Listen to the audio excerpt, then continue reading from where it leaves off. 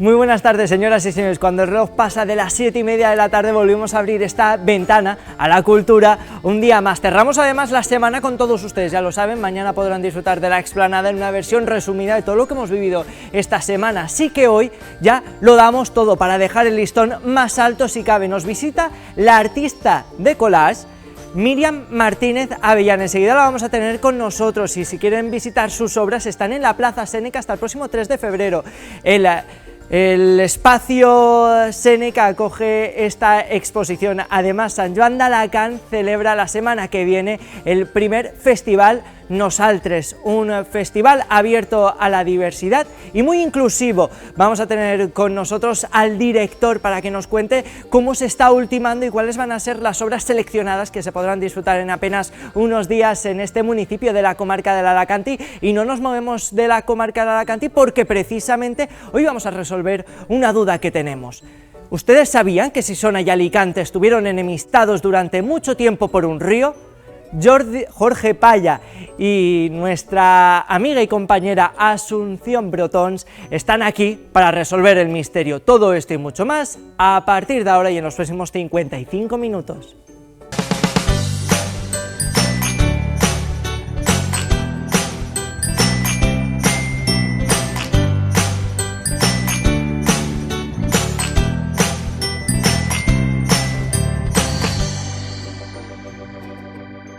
Muy buenas tardes, señoras y señores. Ahora sí que sí empieza la explanada, empezamos un día más y como les hemos dicho y para nosotros lo prometido es deuda y todo lo que advertimos al inicio del programa se suele cumplir.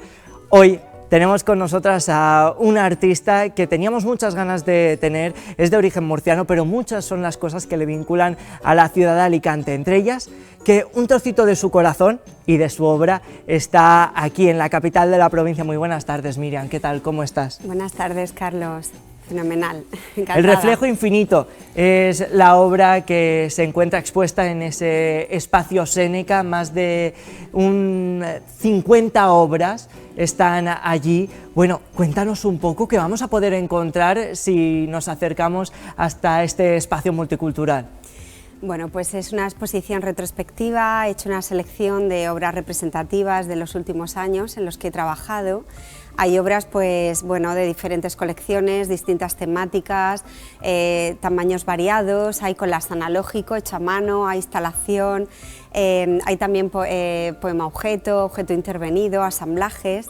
Y bueno, pues son obras que han estado expuestas en espacios nacionales, internacionales y bueno, pues un poco traer aquí a este espacio que además a través del Collage Fest que Víctor Lario ha coordinado, fenomenal, en este espacio tan fascinante con tantas posibilidades como es el espacio Séneca, pues la verdad que traer un variado de cómo afronto el collage en mis procesos de trabajo dentro de un festival dedicado a esta disciplina, pues para mí ha sido un placer.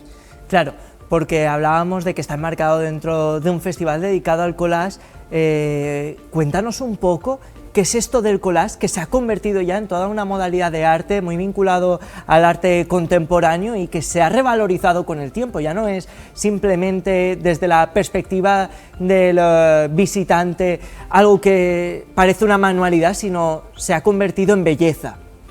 Bueno, este tipo de exposiciones la verdad que dan la oportunidad para ver que es una disciplina que va mucho más allá del corta-pega. Además, bueno, está en todo el panorama actual, como bien has dicho, abarca la publicidad, la moda, la música, está de actualidad pero no se conoce realmente en profundidad. Y sin embargo hay muchísimos artistas a nivel nacional e internacional que trabajan esta técnica y que, bueno, pues es una técnica que creo que fascina a quien la va conociendo. El hecho de que se hagan actividades, talleres, exposiciones donde se pueda ver las diferentes formas de trabajarla, pues la verdad que ayuda a darte una idea de que esto es así, de que va mucho más allá del corta-pega. El título ya nos invita a hacer un viaje hacia lo infinito, es un título reflexivo. Cuéntanos un poco qué refleja este nombre. Pues al ser una exposición donde se abarcaban muchas formas de trabajar el collage y muchas temáticas, pues bueno, quería reunirlas todas en un título que un poco fuera representativo de todo lo que se iba a poder ver. Y la verdad que uno de los gestos que creo que es más importante en el collage es la forma en la que miramos el mundo que nos rodea, ¿no? Entonces al final cómo miramos es un reflejo de nuestra identidad, y el cómo luego se mezclan esos elementos, se yuxtaponen, como materiales inconexos, recortes de revistas, objetos, todo esto se ensambla. El resultado de ese ensamblaje al final es resultado de una infinidad de posibilidades de mirar tu entorno. ¿Qué materiales utilizas para hacer este tipo de collage? Bueno, pues yo soy amante del vintage y del reciclaje, ¿no? El collage en general es un gran contenedor de reciclaje, y sobre todo pues bueno, utilizo revistas antiguas. Voy a anticuarios, mercadillos de segunda mano, librerías de viejo, ¿no?, como se conocen, y bueno, incluso objetos, ¿no?, de anticuario, no solamente revistas, libros postales, fotografía. Un poco ese es el material que utilizo. O sea, la idea es reinventar sobre una realidad que ya existe una realidad nueva, o sea, resignificar, ¿no?, los conceptos, darles otra vida, es como algo muy mágico. Algo desde luego que es mágico, porque a través de algo antiguo, como decías, algo vintage, puedes darle una nueva lectura a algo que en un origen no lo tenía, y también ayudar a la reflexión, ¿no?, a través de ello. Exactamente, al final estás deconstruyendo, ¿no?, una serie de identidades, descontextualizas esas imágenes, esos objetos que estaban destinados a ser utilizados para otra cosa, y bueno, pues dentro de ese peregrinaje a través de memorias ajenas, ¿no?, porque todos esos materiales tenían como una vida anterior, una historia propia. Entonces, pues bueno, el deconstruirlos y volverlos a construir tiene mucho del inconsciente, es un gesto también muy subjetivo, y bueno, pues ahí es donde hay un poco de mística y de misterio en la creación. Claro, por ejemplo, ahora has entrado a este plato, y aunque no tenemos revistas vintage, tú vas por la calle, entras a un sitio, ves una revista, la ojeas incluso en la peluquería y vas pensando ya cómo puede ser una obra tuya. ¿Cómo nacen las obras de Míriam Martínez? Hombre, cuando la mirada está predispuesta, que además yo creo que en el mundo del arte la mirada tiene que estar activa. Siempre, ¿no? Siempre. ¿Alguna vez cuelgas la bata de artista y pones otra? No, al final el collage yo creo que es una forma de estar en el mundo, una forma de entenderlo, y entonces, no sé, va conmigo, ¿no? No sé, una música que escucho, una imagen, me va mucho lo visual, el cine, la fotografía, no me gusta la narrativa así como muy directa, sino lo que sugiere. ¿No?, quizás. Exactamente, más la sugerencia. Entonces al final, pues imagínate. Hablabas del audiovisual, ¿con el audiovisual también se puede hacer un collage? Sí, claro, existe el collage digital, existe el fotomontaje. Yo de momento soy analógica.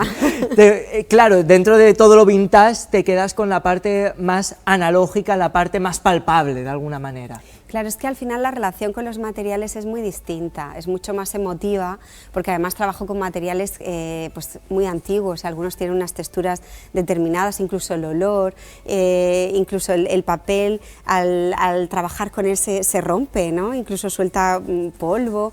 Entonces, claro, al final el tener ese contacto directo para mí es un valor añadido, es una forma distinta de relación con lo que estás trabajando. Y este trabajo requiere de una investigación previa cuando te pones a... Primero imagino que elegirás el tema. ¿Cómo funciona? Claro, estoy yo diciéndolo, ya que te tenemos vamos a preguntarte, ¿qué es lo primero que eliges cuando te planteas hacer una obra de arte?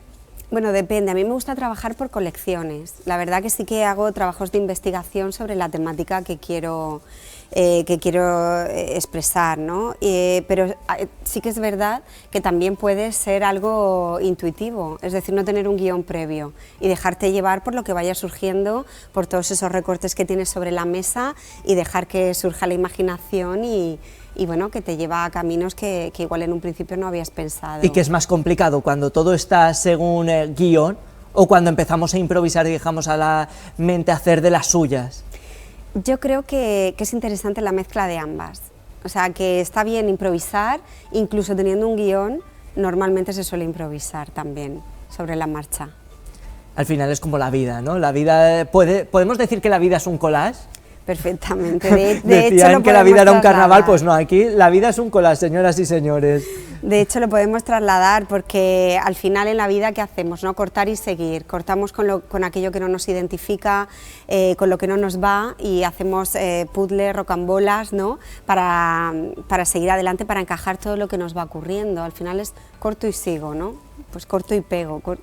Al final es un poco un reflejo de la vida misma. La temática, ¿qué temáticas son las que le gustan a Miriam? ¿Qué temáticas te atraen, te atrapan? ¿Qué quieres reflejar con cada obra que haces o con cada colección que te propones a llevar a cabo? Bueno, pues me interesa mucho el ser humano, o sea, el tema que tiene que ver con la conducta del ser humano, con algo más relacionado también con la experiencia, ¿no? Vital, con reflexiones acerca de quiénes somos, ¿no? Cómo nos vemos, cómo nos ven los demás. También una constante en mi trabajo, por ejemplo, es trabajar la identidad a través de la memoria. Otro gran tema es el tema de la mujer. Es un tema sobre la feminidad, ¿no?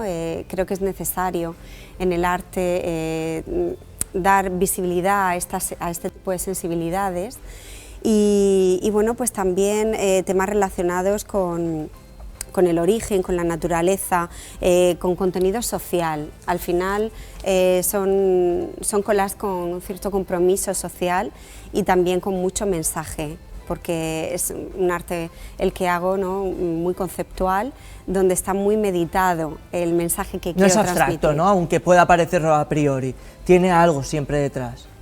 Bueno, aunque sea abstracto puede tener algo detrás, o sea, quiero decir, más bien es que tiene contenido, o sea, que está meditado, ves la obra y esto te puede llevar a reflexiones. Pues, por ejemplo, en mi última exposición, antes del Seneca, que estuvo seleccionada por el ICA en Murcia, pues bueno, en esa exposición que se titulaba Handmotiv, hablo de los afectos, de cómo, por ejemplo, el mundo digital ha afectado nuestra forma de relacionarnos y a la necesidad precisamente de esos afectos y de replantearnos cómo nos relacionamos los seres humanos. Entonces, por ejemplo, este sería un tema que cuando yo lo trabajo con el collage, un espectador puede llevarle a reflexionar sobre esto, ¿no? Cómo yo, el espectador, cómo yo mismamente me enfrento también a mi forma de comunicar. Claro, esto me lleva a la siguiente pregunta, y es cómo tiene que ir el espectador que se disponga a afrontar ya sea el Reflejo Infinito o cualquier obra de Miriam. Bueno, yo creo que al final es como todo, ¿no? Dejarte llevar, tener una mirada un poco abierta, predispuesta a que quizá encuentres un tipo de arte pues que no es el tradicional y evidentemente pues la mirada nunca va a ser la misma. Última pregunta, y ya afrontando este tramo final de la entrevista, ¿por qué tienen que ir a disfrutar de esta exposición? La solemos hacer, queda a veces como muy egocéntrico, ¿no? que el propio artista lo diga, pero también hay que destacar lo bueno que tenemos y esta exposición sin duda lo es. Era una exposición que estaba planteada para acabar este mismo fin de semana, nos venía muy bien incluso que vinieras hoy para darles empujón y que mucha gente fuera, pero enhorabuena, porque se ha prolongado debido a su éxito hasta el próximo día 3 de febrero. Es mucha la gente que está yendo. ¿Por qué tienen que ir? ¿Por qué tienen que dejarse sucumbir por este Reflejo Infinito? Bueno, yo creo que sobre todo por acercarse a la técnica del collage, ¿no? Realmente ver que no solamente es un formato en plano o es algo pues que todo el mundo hoy día puede decir yo he hecho un collage, ¿no? Incluso en las carpetas en el instituto cuando pegabas las fotos de tus ¿no? grupos favoritos, eso se considera collage, ¿no? Pero el collage va más allá en el momento en el que pues bueno, hay una mezcla y para qué, hay un contexto adecuado y para qué. Entonces, el hecho de ver que el collage trasciende de ahí, que incluso hay objeto intervenido, que el collage puede ser un ensamblaje. ¿Qué es esto del objeto intervenido? Lo has dicho al inicio de la entrevista, lo he dejado pasar por alto, pero no quiero que te vayas sin explicarlo, aunque sea de manera muy resumida. Sí, bueno, pues por ejemplo, cuando compro juguetes antiguos o objetos con cierta historia, como he dicho, que se pueden encontrar algunos en la exposición. Sí, hemos visto, por ejemplo, una cabeza de una muñeca. Claro, exactamente. Entonces, al final eso te conduce al descontextualizarlos, ¿no? Al meterlos en otro contexto. Con ellos puedes expresar otros contenidos, ¿no? Imagínate, pues un nido de pájaro, ¿no? Es el nido descontextualizado de lo que todos sabemos que es un nido, puede representar, por ejemplo, la maternidad, el útero, el hogar, ¿verdad? Pues esto sería intervenir un objeto, o sea, un objeto que tú, donde metes un recorte, metes otro objeto a la vez, le metes un mensaje al final para intentar transmitir otros que no tienen nada que ver con el que tenían en su origen. Que se hagan este tipo de festivales donde el collage sea el centro de las miradas y donde se ponga en valor, que es una frase hecha que últimamente está muy de moda, pero vamos, viene al caso. ¿Qué te supone a ti como artista? ¿Crees que vamos en la buena dirección? Bueno, siempre se va en la buena dirección cuando se habla de arte alternativo, al fin y al cabo, porque no hablamos de un arte al uso tradicional. El collage sobre todo se relaciona con transgredir, con el humor, el sarcasmo, una forma muy vanguardista de expresar la creación. Entonces, claro, el hecho de poder compartirlo en un espacio además tan fantástico como el Seneca, grande, dentro de un festival dedicado a esto, pues acerca este tipo de arte, de otro arte, ¿no?, al público. Pues y es muy interesante. Muchísimas gracias, Miriam, por estar con nosotros, por compartir este primer tramo de la explanada y por abrirnos las puertas de esta exposición, El Reflejo Infinito, que está abierto al público hasta el próximo 3 de febrero. Se puede además visitar, creo que de martes a viernes, sábado y domingo creo que también se puede, los lunes cierran. Si no lo hemos dicho bien, visiten la página web o acérquense al centro de Alicante. Miriam, gracias infinitas por estar esta tarde con nosotros, de verdad. Muchas gracias a vosotros. Y como imaginamos que se han quedado con ganas de más, con ganas de ver la exposición también desde casa, no se preocupen, que para eso está también la explanada. Vamos a ver un pequeño adelanto de lo que podrán encontrar si visitan este espacio de Seneca.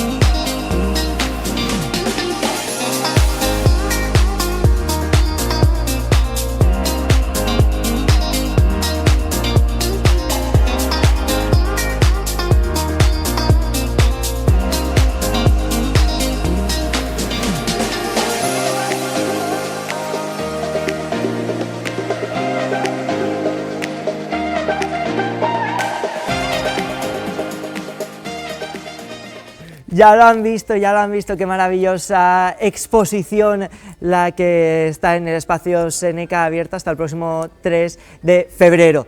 Ya lo saben, pueden ir y nosotros vamos a seguir este viaje que les ofrecemos cada tarde por la comarca de Alacantí, con parada en Sant Joan d'Alacant. Y es que, de nuevo, tenemos con nosotros a los compañeros del Festival Nosaltres. Muy buenas tardes, Noé. Muy buenas tardes, ¿qué tal? Ahora sí, la primera vez que os trajimos estábamos gestando este festival, esta primera edición, donde la diversidad, la inclusión son parte fundamental. Estabais en el proceso de selección de las obras, ahora ya las tenemos elegidas y todo. Ya las tenemos elegidas. De hecho, decir que vengo con miedo porque del último programa salí comprándome 2 libros, del especial de libros que hicisteis en la explanada. Ah, mira, hoy no tenemos... Ah, pues sí, al final tenemos libros.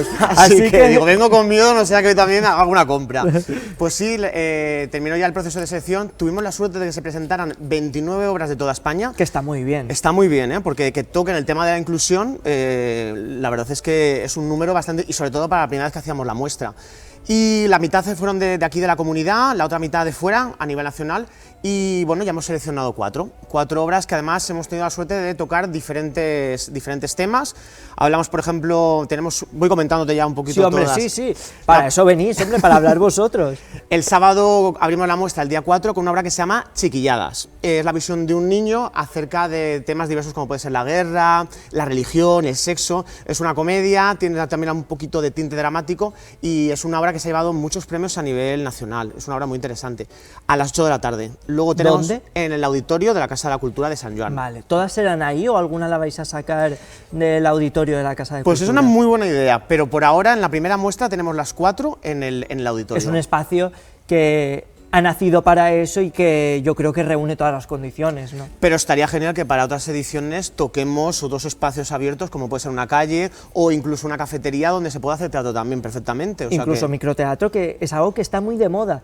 Ha habido dime, que te he visto cara que de... lleva de moda el microteatro, por lo menos yo me acuerdo tener hace 15 años que ya se hacía, pegó fuerte el microteatro, pero tienes razón que otra vez ha vuelto la tendencia a ocupar espacios atípicos.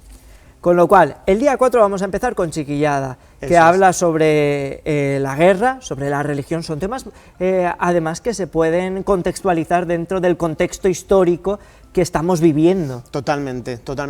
Y por eso nos ha gustado también poder conectar no solamente temas de actualidad, sino con temas de inclusión. Y para ello hemos contado con asociaciones que las hemos llamado las asociaciones madrinas, que para cada día hemos seleccionado a una para que venga también a hablar de inclusión en nuestro municipio. Vale, pues no me adelantes más de esto, porque quiero hablar largo y tendido de esas asociaciones madrinas. Incluso, oye, desde aquí llamamiento, ya que te tenemos a ti, a ver si vienen también a la explanada y también les damos nosotros voz a todas esas asociaciones.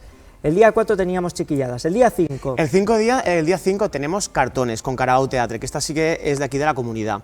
Y habla un poquito acerca de la indigencia. Es la historia de Doloritas, una mujer que vive entre cartones y de repente aparece una periodista que viene a preguntarle ciertas cosas y a partir de ahí comienza la trama. No quiero hacer muchos spoilers, entonces me quedo con eso. Y sobre todo que toca el tema de la inclusión. Toca el tema de la indigencia. ¿Por qué os ha gustado este tema que habéis visto en las obras para que resulten elegidas? Cuando hablamos con directores de festivales nos dicen que al tener muchas piezas o muchos proyectos en las manos y tienen que estudiarlos al detalle para ver cada mínimo detalle, válgame la redundancia en vuestro caso, que habéis tenido en cuenta para hacer esta selección. Pues mira, aprovecho además para comentar el tema del jurado. Hemos tenido a Anaí Carreño, que además de trabajar en el ayuntamiento, también es una actriz de aquí de nuestro municipio, a Daniel San Pedro, y que también es actor y presentador, y yo he participado también en el jurado, y la idea principalmente ha sido fijarnos en la calidad interpretativa, que nos parecía interesante, escenografía, temas musicales, el texto y sobre todo que la propuesta sea interesante, llame la atención. Entonces esa ha sido un poquito y evidentemente cómo han intentado ellos trabajar la inclusión desde un espacio como puede ser un teatro. Entonces para nosotros ha sido esos pilares, ¿no?, a la hora de hacer el proceso de selección. Son 5, ¿no?, las obras elegidas, 4, la del día 11...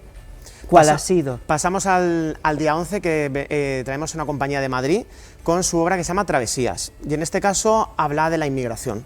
Es una creación colectiva que han hecho los propios actores, el TEA de Tro se llama la compañía, y a partir de las diferentes monólogos que se van creando, han hecho una propuesta escénica que no sé si son 10 o 11 actores y actrices, que la verdad es que impacta visualmente verlos a ellos, moviéndose, tiene una coreografía visual muy impactante, y yo creo que es una propuesta muy llamativa, volviendo a lo que comentabas antes, porque estamos viviendo a día de hoy todo el tema de recibir y de acoger a inmigrantes, por ejemplo, de Ucrania. O sea que viene muy al hilo de, como sí, decíamos, ese contexto histórico que estamos atravesando, y también no olvidar, somos un lugar que mira al Mediterráneo, un mar que está manchado de sangre y donde al año mueren miles y miles de personas intentando huir de guerras y de países conflictivos, con lo cual dar voz a esas travesías que se inician y muchas veces por la obligación y buscando un lugar mejor,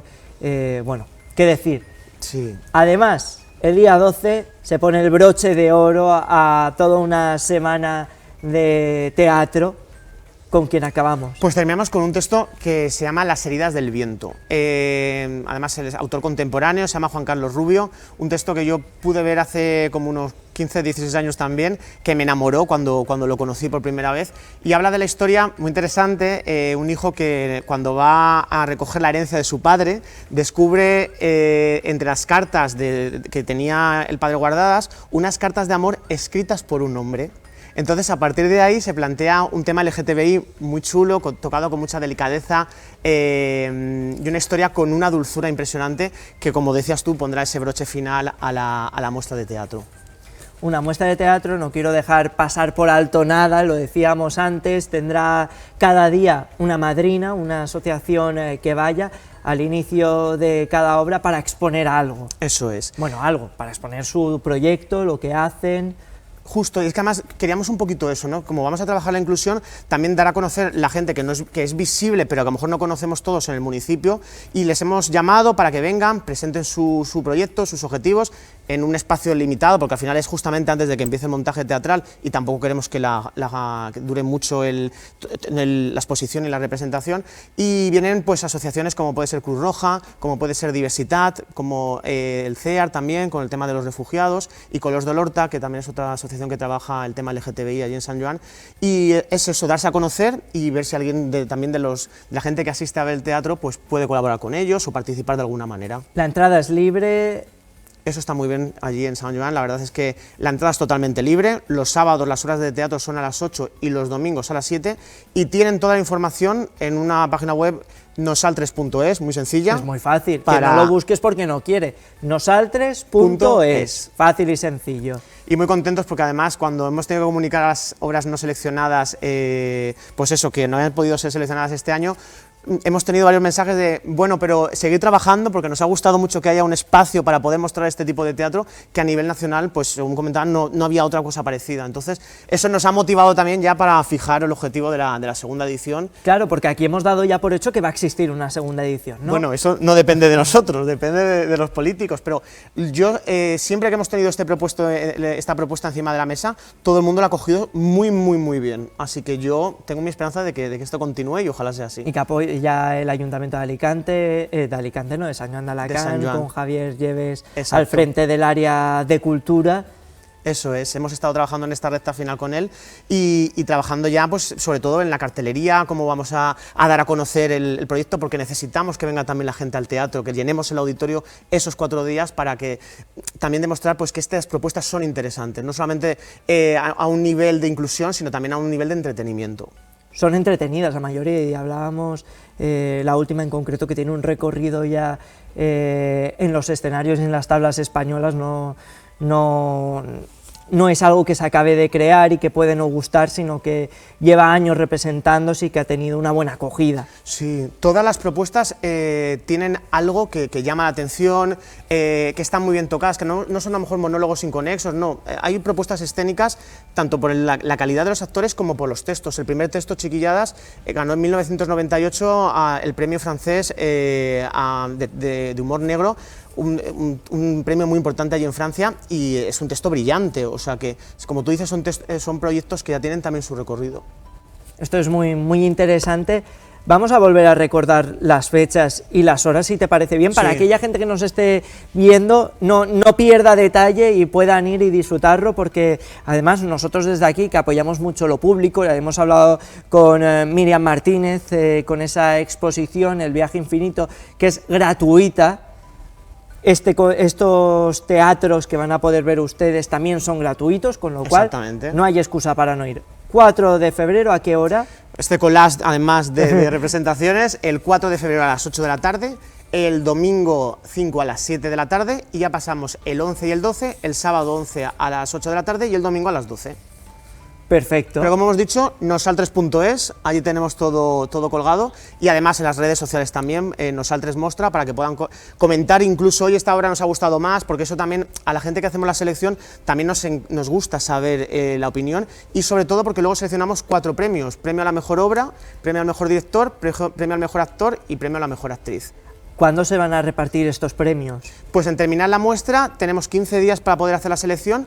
Hemos creado una estatuilla con una artista local para María Racil, para poder enviarla también para dar a conocer nuestro certamen y nuestro municipio a los cuatro premiados. La semana pasada fue Fitur, aquí en La Esplanada, ya lo saben, casi no hemos hablado de ello, pues oye, vamos a volver a hablar para acabar la semana bien. Esto también es una manera, ¿no?, de hacer turismo, captar a gente que quizás es de la comarca del Alacantí o de fuera de la provincia de Alicante o de la provincia de Alicante y que pueda visitar el municipio de Sant Joan d'Alacant y disfrutar de una tarde de teatro gratuita, como decíamos. Y de los comercios, porque normalmente hoy mismo, ¿no?, que tenemos el médico aquí en el teatro principal, pues después de terminar sales, cenas o antes te tomas un café, es una manera también de dinamizar el comercio de nuestro municipio, del sector local, así que esa también es un poquito la idea, ¿no?, que la cultura no esté solamente puesta en un sitio como privilegiado, sino al revés, hacerla, democratizarla, que todo el mundo sea accesible y que además disfrute de cosas conexas como pueden ser la restauración. O sea, ¿Vas a ir a ver el médico? A esta tarde, en unas horitas estaré unos minutos. Lo sabía yo, digo, es que tiene que ir a ver el médico si lo ha dicho. Hombre, es que es una productora, estuve viendo La historia interminable en Madrid y salí con la boca abierta, digo, no me puedo perder encima que vienen aquí y que no es una entrada bastante económica poder ver el médico. Noé Vicente, muchísimas gracias, director de este Festival Nosaltres, que ha nacido para quedarse y le auguramos muchísimos años y una gran trayectoria. Gracias de verdad por estar hoy con nosotros y muchísima suerte. Gracias a ti y que sepas que te vamos a coger la idea de poder plantear otros espacios para futuras muestras y ojalá en la segunda edición haya un teatro callejero que nos acordaremos de ti. Y que vengáis aquí a contarlo. Exacto. Hombre, nosotros os regalamos la idea, pero por favor venid aquí a contarlo, que esto nos hace también grandes conjuntamente. Muchísimas gracias y, como decíamos, muchísima suerte. Señoras y señores, hablábamos de teatro, pero también pueden ir al cine. Por ideas no será. Vamos a ver los estrenos que llegan a la cartelera esta semana. Y recordad, pensad en la veracidad de vuestros argumentos. Eres una persona maravillosa, Ellie. Este fin de semana aterriza una de las películas más esperadas por el público, un estreno que supone la vuelta a la gran pantalla de Brendan Fraser. El actor se pone en la piel de Charlie, un profesor de instituto descontento y solitario, cuya única compañía es su obesidad severa y su lucha contra su trastorno por atracón. Es lo único que me interesa. ¿Por qué has ganado tanto peso? Una persona cercana a mí falleció. Un drama que narra la historia de superación y la lucha por tratar de reencontrarse con su familia y consigo mismo. ¿Con ella haciéndole los deberes? Lo siento. No, esto no me gusta, no me parece buena idea. Lo siento. Como digas que lo sientes otra vez, te clavo un cuchillo, te lo juro por Dios. Adelante, ¿y qué me va a hacer? Mis órganos internos están a 60 centímetros.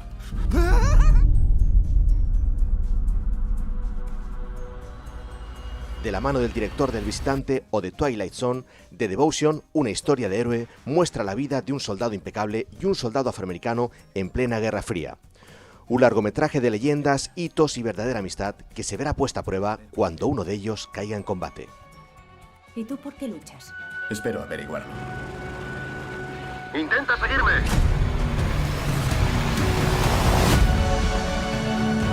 Esto es la guerra. Y estamos listos. Una niña y un pederasta se adentran en el bosque de noche. La niña dice... Con Adrián Ugarte, Javier Gutiérrez y Juan Acosta como protagonistas, este film español llega para atrapar al espectador con un apasionante thriller. La búsqueda de un asesino unirá a una mujer anónima y a un policía. Ambos están dispuestos a hacer todo lo que sea necesario para atrapar a los culpables, cueste lo que cueste. Una detective ejemplar tratará que este intento desesperado por conseguir la venganza se convierta en la verdadera amenaza. Puta le ha cortado la cabeza. Tío, por favor, tranquilo, tío, por favor, tranquilo. Déjame en paz de una vez, que no he hecho nada. Lydia Tarr es muchas cosas. Su estreno como directora de orquesta fue al frente de la de Cleveland, la Sinfónica de Chicago, la Sinfónica de Boston, hasta llegar por fin a esta casa. La vida de Lydia Tarr parece un sueño hecho realidad en todos los sentidos. Es una de las directoras de orquesta más famosas y vanguardistas. Por ello, dirige la Orquesta Sinfónica Alemana mientras espera el lanzamiento de su nuevo libro. Su vida comienza a desmoronarse en muy pocas semanas sin que ella pueda hacer nada para evitarlo. De la industria del espectáculo. Bienvenida, maestro. Gracias, Adam, gracias.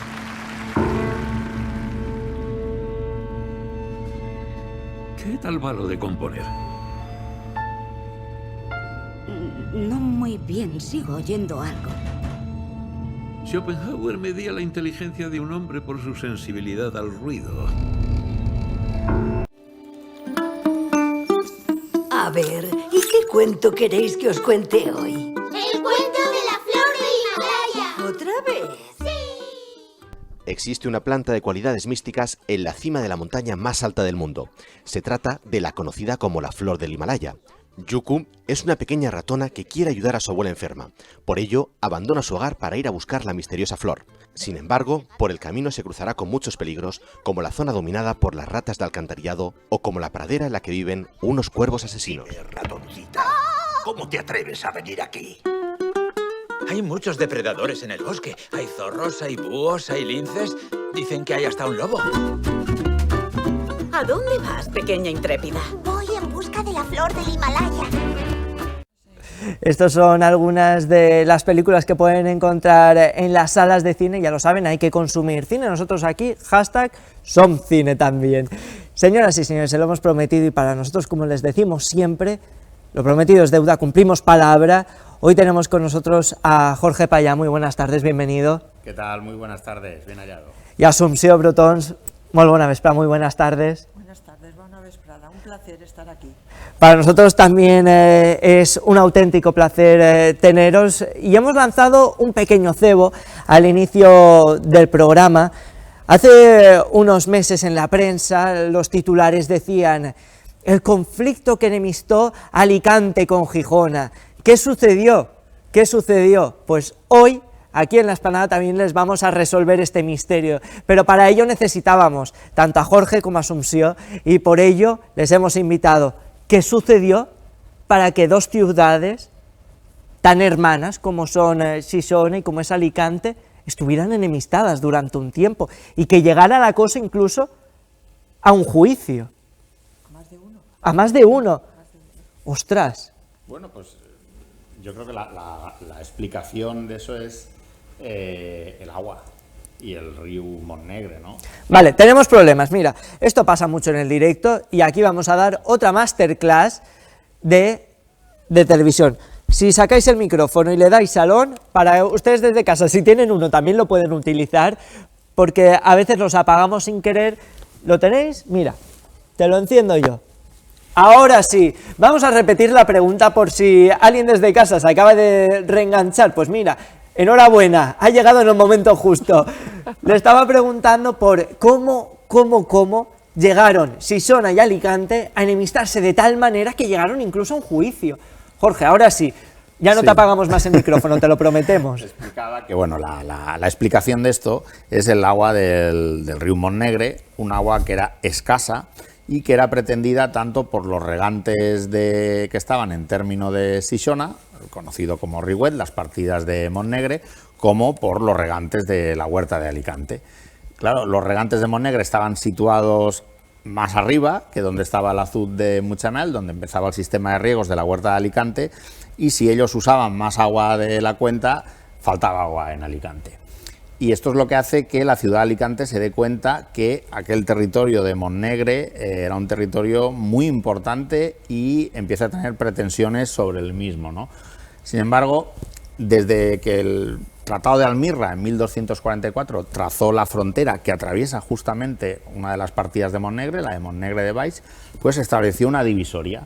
Al norte de esa divisoria, término municipal de Xixona, por decirlo en terminología de ahora, y al sur de esa divisoria, término municipal de Alicante. Y así se ha mantenido, pero en esas épocas en las que el regadío de la huerta y el agua del río Montnegre eran tan importantes, pues eso explicó los numerosos pleitos que mantuvieron los regantes de Alicante y los de Xixona y las propias ciudades de Alicante y Xixona.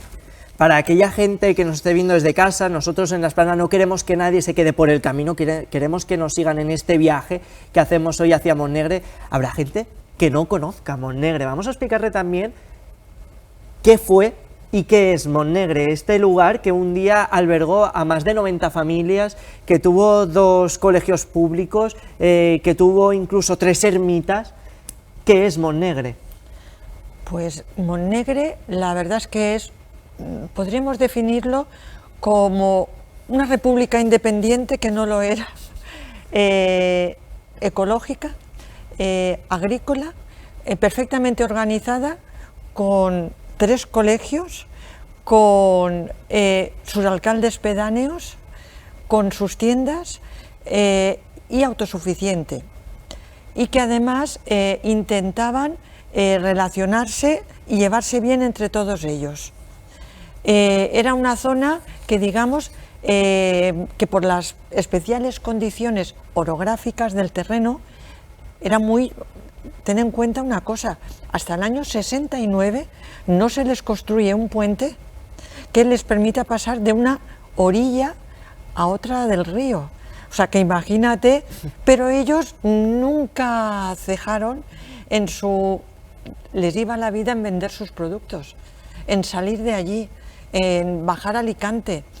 Y además yo creo que han tenido, por una parte, la suerte de que al estar allí con esas dificultades que mucha gente no sabe, no conoce, el Riuet, Montnegre, ¿eso qué será? Y a lo mejor han ido a Marruecos, a Italia, pero esto, y que además, ahora actualmente, un trozo, el Chapitell y la Culata, forman parte del término municipal de Alicante. De Alicante, que lo tenemos justo en la capital de la provincia, no nos tenemos que ir muy lejos. Es decir, lejos. que tú vas por allí y pone Alicante, partida de tal, en las fachadas de las casas.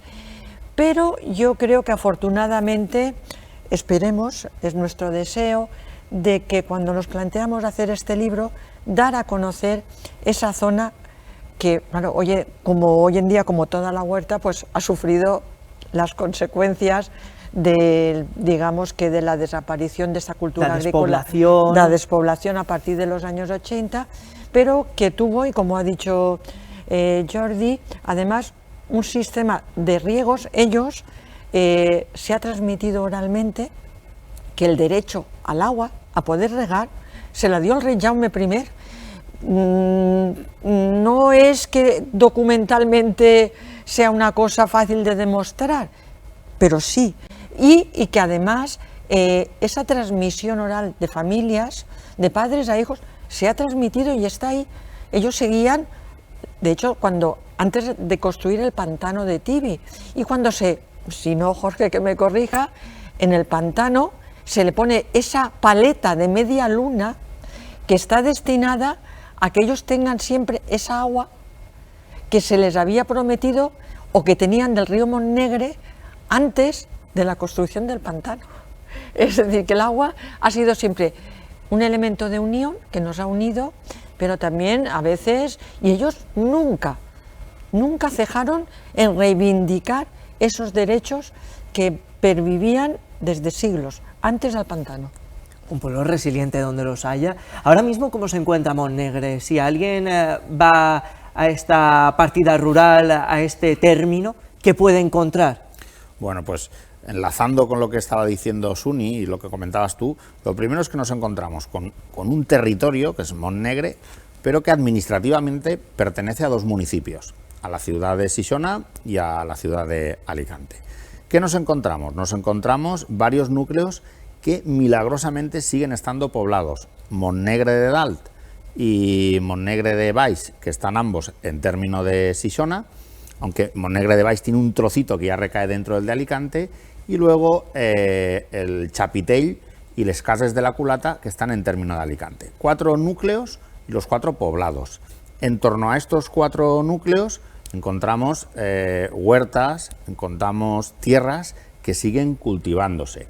Eso teniendo en cuenta lo aislado de estas partidas, el cambio que ha habido en la vida y demás, yo creo que es muy meritorio que hoy en día siga estando estas tierras en aprovechamiento y las casas habitadas. Claro, si a eso le sumamos unas especiales características geológicas del territorio, con una tierra de arcilla roja y demás, más las huertas cultivadas, las cañas, el contraste de colores, nos encontramos con un espectáculo.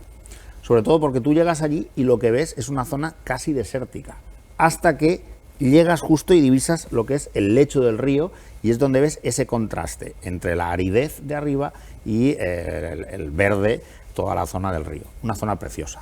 Hoy estamos hablando de Montnegre y dedicándole este tramo final de la explanada porque habéis sacado un libro, Montnegre, un río, un territorio, un paisaje. Ha sido un trabajo colaborativo, altruista, apoyado por la Universidad de Alicante. ¿Cómo surge la idea de empezar este proyecto? Bueno, yo creo que surge de la amistad, como muchas cosas, ¿no? Suni y yo tenemos amistad, compartimos afición por muchos temas y un día decidimos ir a la universidad. Que lo cuente Suni. A ver, teníamos claro que había la huerta, tú sabes que hay muchos proyectos, la huerta alicantina, estudios, conferencias, pero teníamos claro que había un trozo de huerta desconocida que estaba ahí y que además seguro que la gente de aquí de Alicante ha oído hablar, es que era ahí, es del Riuet, que bueno, que eso era unos productos, digamos, estrella, que estaban ahí, unas gentes que como, ya te digo, que como bien sabemos, eran desconocidas dentro, más, y fíjate tú, te voy a decir más, una gente y un río que riega la comarca del Alacantí y que yo creo que si le preguntáramos a muchos vecinos de la ciudad qué río es el que nos proporciona todas estas verduras, nos ha dado vida a lo largo de toda esta época, es ese río que empieza, digamos que prácticamente ahí arriba. Entonces pensamos que desde lo que es la pared del pantano hasta la Sud de Muchamel, que ya está la sequía, el nacimiento de la sequía mare, no había sido estudiado. Entonces dijimos, bueno, pues yo llevaba mucho tiempo, hablando con vecinos que me contaban cómo vivían, que habíamos recorrido con ellos esos campos, esas huertas. Mira, aquí estaba el molino de mi padre, aquí estaba la presa, de esta manera regábamos, nos han prestado fotos, aquí bailábamos, porque tenían tiempo a todo. A hacer obritas de teatro. E infraestructuras tenían para poder hacerlo. Todo. ¿Esto ha desaparecido? ¿Ya no tienen? No, lo curioso es que las infraestructuras que ellos tienen para regar, pese a ser unas infraestructuras modestas me refiero si lo comparamos con la pared del pantano de Tibi, ellos tienen un sistema de riego que es conocido o que ha pasado a la historia a raíz de los pleitos que han tenido como las 15 antiquísimas presas. Las 15 antiquísimas presas porque en una sentencia que obtienen favorable a sus intereses del Consejo de Castilla y luego del actual Tribunal Supremo, se reconocen así con esa denominación, que de todas las presas que había a lo largo del río Montnegre, hay 15 que consideran que son anteriores a la construcción del pantano de Tibi. Yo ahí tengo que hacer un paréntesis y decir que desde el punto de vista histórico esto no está claro que sea así, pero la tradición así lo dice y así pasó a las sentencias y ellos obtienen un derecho a regar de estas 15 antiquísimas presas. 15 antiquísimas presas que no pensemos en una presa, en algo, es un pequeño muro de grava, un poco de algunas cañas y demás, que retiene el agua, la deriva hacia una margen del río y por allá la encaminan con acequias. Y se mantiene así se a día de hoy. Yo he ido algún sábado a ver cómo riega algún regante de Montnegre y te puedo asegurar que se mantiene, es un sistema perfectamente sostenible, sostenible, bonito de ver. Es decir, para el agricultor es un sistema útil para lo que él quiere, que es regar sus tierras, pero para el que asiste desde el punto de vista de la curiosidad para ver cómo riegan, es precioso ver cómo el agua va por las acequias, fluye, que es algo que hoy en día no vemos ya habitualmente, y luego el agua que sobra vuelve al lecho del río. Un sistema precioso. ¿Qué tiene este libro que lo convierte en algo atractivo? Bueno, una de las características que tiene el libro y que suelen tener los libros de la colección Lordit es que es un libro escrito con una mirada desde diferentes disciplinas, con muchos autores y con muchas miradas. Tenemos la mirada jurídica, la mirada histórica, la mirada etnográfica, flora, fauna, el estudio de la lengua, de la parla tradicional de Montnegre. Había una modalidad, ¿no?, del valenciano incluso allí. Exactamente, con unas determinadas palabras y demás que se han conservado allí y que una de las personas que ha colaborado en el libro pues ha estudiado esa forma de hablar. Tenemos también la visión de la agricultura, de un agricultor, Víctor Blay, que ha explicado, es decir, es un libro en el que vamos a encontrar una visión de Montnegre con muchas miradas, con muchos matices. Pues oye, nos lo tenemos que leer ya, para aquellos que no lo hayan hecho. ¿Dónde lo pueden encontrar? Pues lo pueden encontrar, está en muchas papelerías, en muchas librerías, y si no, pues en el servicio de publicaciones de la universidad, sin ningún problema, pero en cualquiera de las librerías, digamos, en las localidades, por ejemplo en Muchamer, en Sant Joan, en Campello, en Xixona, en Alicante, no hay ningún problema en que lo puedan encontrar. Y grandes superficies, creo que también está en Amazon. Sí, también. Y en una gran superficie del centro de Alicante también lo pueden encontrar, así que quien no lo tiene es porque no quiere. Vamos a repetir el nombre: Montnegre, un río, un territorio, un paisaje, para que lo puedan buscar y encontrar. Muchísimas gracias por estar. No os voy a despedir aún, porque antes, hablando hoy de territorios, de lugares, vamos a hablar también del Mediterráneo. Antes hablábamos con Noé Vicente sobre qué suponía el Mediterráneo. Pues Casa del Mediterráneo estrena este fin de semana su primera sinfonía, lo hace en el Hada. Vamos a conocerla.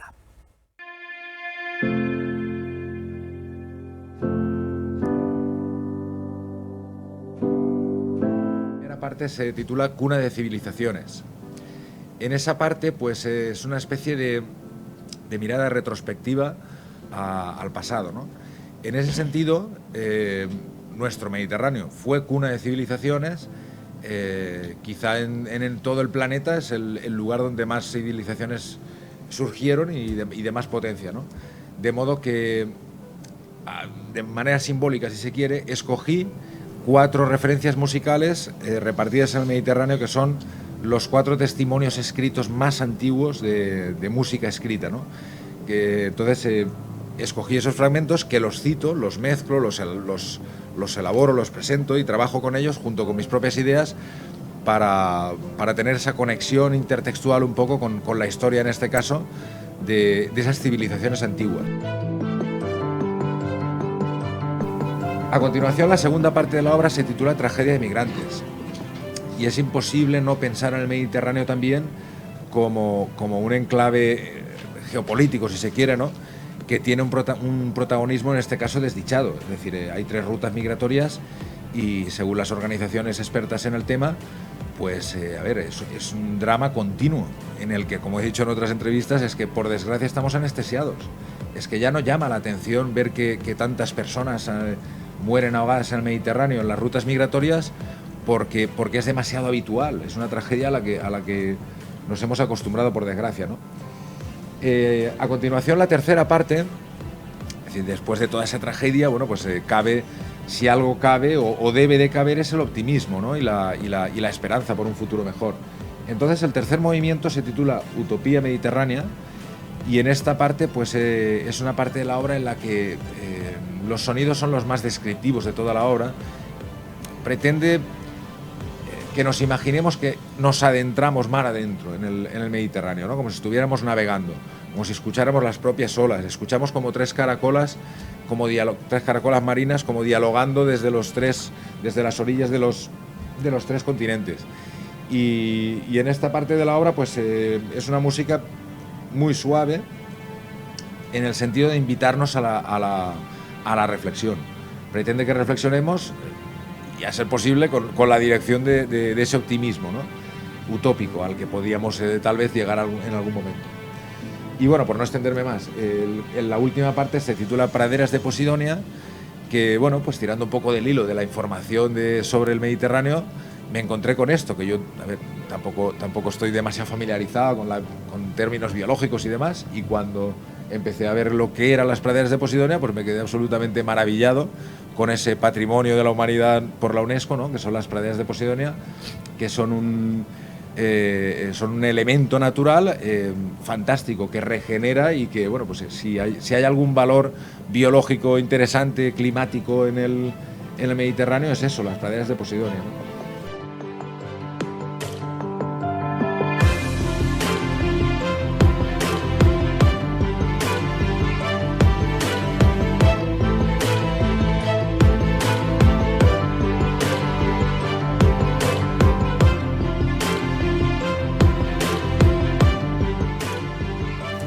Este maravilloso concierto que podrán disfrutar este fin de semana en el Auditorio Provincial de Alicante. Nosotros nos vamos a despedir ya, no sin antes despedirnos de nuestros invitados. Jorge, Asunción, muchísimas gracias por estar esta tarde aquí, y destacar, ¿no? Que la gente también vaya y que conozca de primera mano Montnegre. Efectivamente, una de las cosas que decimos en el libro es que invitamos a la gente a que conozca el territorio de Montnegre y a que se acerque al territorio de Montnegre de forma respetuosa. Hay que pensar que es un territorio en el que viven personas, en el que la tierra está cultivada, entonces nos puede resultar atractivo, pero no hay que andar pisando los bancales ni los huertos. Hablar también, ¿no?, con la gente de Montnegre. Exacto, eso es muy importante. Y que tienen cosas muy importantes que contar, ¿no, Suni? Sobre las variedades. Sí, sobre las variedades, por ejemplo, de frutas, de verduras. Cosas que a veces hablamos de especies del Amazonas que han desaparecido, pero aquí también han desaparecido. De hecho, en la sede universitaria, una señora nos preguntaba que por qué no se habían conservado semillas de esas cosas y se habían perdido, porque no es fácil conservar. Pero ahora hay gente en Montnegre que está intentando recuperar esa variedad de Ambercocks, de peres, que eran típicas de aquí, que las vendían en la calle Velázquez, ¿no? Donde vendían a vender, y que lo están intentando recuperar. Hay que conocer también esas cosas. A mí me parece que son interesantes y son cosas que eran de nuestra agricultura y de nuestra tierra. Pues muchísimas gracias por estar esta tarde con nosotros, de verdad. Ha sido muy interesante esta charla y ya mejor no podíamos acabar la semana. Montnegre, un río, un territorio, un paisaje. Gracias, de verdad. Muchísimas gracias, gracias a vosotros. Un placer.